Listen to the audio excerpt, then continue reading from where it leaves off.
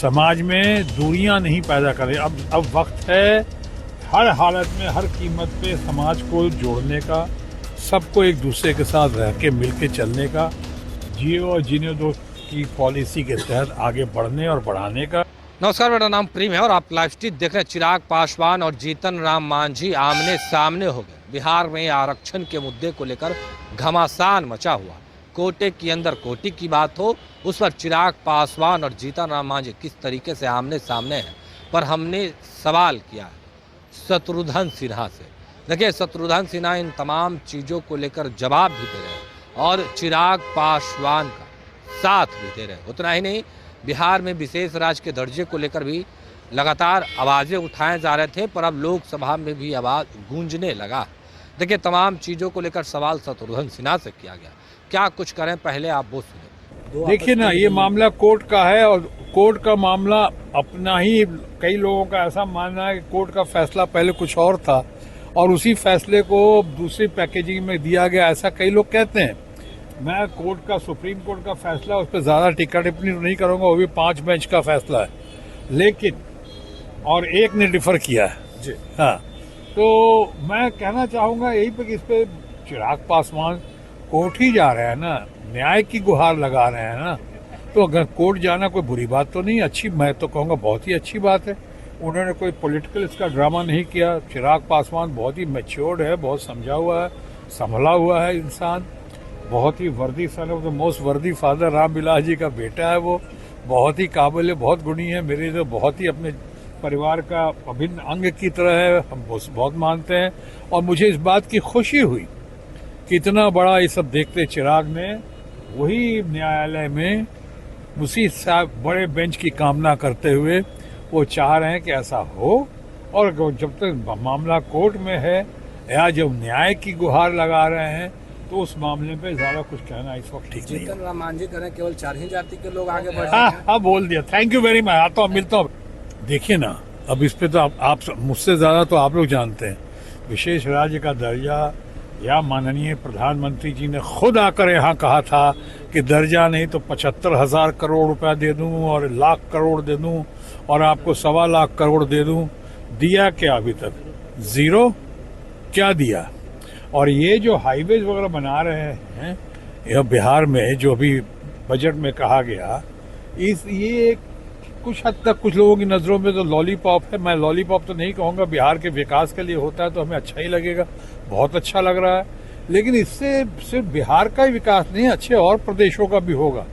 इस जुड़ाव से, इस ब्रिज से पूरे हिंदुस्तान का, बिहार को जो इस वक्त की जरूरत है, बिहार को जरूरत है रोजगार की जरूरत है, बिहार को जरूरत है जिस तरह के इतने डेवलपमेंट, ऑल ओवर डेवलपमेंट, हवाई अड्डा बनाना अच्छी बात है, बट क्या इससे समस्या का समाधान हो जाएगा? क्या अस्पताल बनाने के अभी कह रहे हैं, दरभंगा में जब एम्स नहीं था तो कह दिया था एम्स अस्पताल आ गया। ये अस्पताल बनाना अच्छी बात है हमारे देश के, हमारे बिहार के लोगों के साथ प्रति, लेकिन मैं समझता हूँ यही काफ़ी नहीं है। और बिहार के जो स्टेट का स्पेशल स्टेटस मांग कर रहे हैं, जो लोग मांग कर रहे हैं वो सही कर रहे हैं।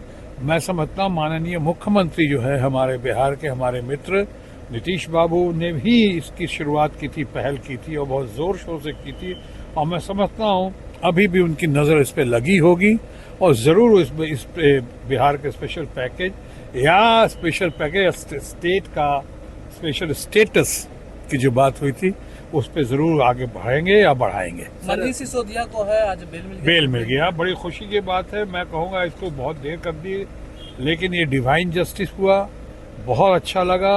दुनिया चाह रही थी, दुनिया मना रही थी, दुनिया की प्रार्थनाएं और दुआएं उनके साथ थी, लगा कि उनके साथ बहुत जुल्म और ज्यादती हुई, लेकिन अब उम्मीद है कि जल्द से जल्द सत्येंद्र जैन को भी, और खासकर सबके सर्वदल प्रिय देश का इतना बड़ा नेता केजरीवाल, जिसके प्रति लोगों को बहुत चाह है, आदर है, मान है, सम्मान है, ऐसे केजरीवाल जी को भी जल्द से जल्द ऐसे ही डिवाइन जस्टिस मिलेगा। अब देर नहीं होनी चाहिए, बस हमारी यही दुआ है। वक्फ को लेकर सर जिस तरीके से विधेयक में संशोधन लाया गया सब पार्लियामेंट में, देखो अभी तो उस पर एतराज बहुत है और रूलिंग पार्टी के तो है ही, मुझे लगता है रूलिंग पार्टी के कुछ ऐसे लोग भी हैं जिनसे उम्मीद थी कि साथ देंगे, वो किसी न किसी बहाने अभी फिलहाल निकल गए हो। इसलिए भी निकल गए होंगे कि इससे उनके वोट बैंक पे या उनके लोगों के वोट बैंक पे बहुत असर पड़ता है, पड़ने की संभावना है। दूसरी बात, विपक्ष का बहुत विरोध है, खासकर इंडिया ब्लॉक का।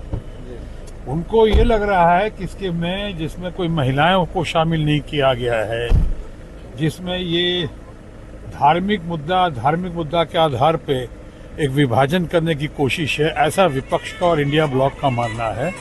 और साथ ही साथ ये भी उनको है कि इसमें नॉन माइनॉरिटीज, यानी इसमें कुछ हिंदू मेंबर्स को भी शामिल किया गया है, और साथ ही साथ मुस्लिम्स के समुदाय के कुछ ऐसे फैक्ट्स हैं, ऐसे सेक्ट्स हैं, जैसे कि आगा खानी हैं, जैसे कि शिया सुन्नी का जो मामला है, ऐसे बहुत लोगों को शामिल नहीं किया गया। ये बात बहुत बिफर सकती है और बहुत बिगड़ भी सकती है। इसीलिए मेरा ख्याल है रूलिंग पार्टी को इसका एहसास हो गया था, और इसको बात को थोड़ी देर की समझदारी आई रूलिंग पार्टी को, और उन्होंने इस मुद्दे को अभी ज्वाइंट पार्लियामेंट्री कमेटी, या जिसे कहे बाद में अगर स्टैंडिंग कमेटी, जो भी है, कमेटी के तहत पेश कर दिया गया, कमेटी के पास भेज दिया गया।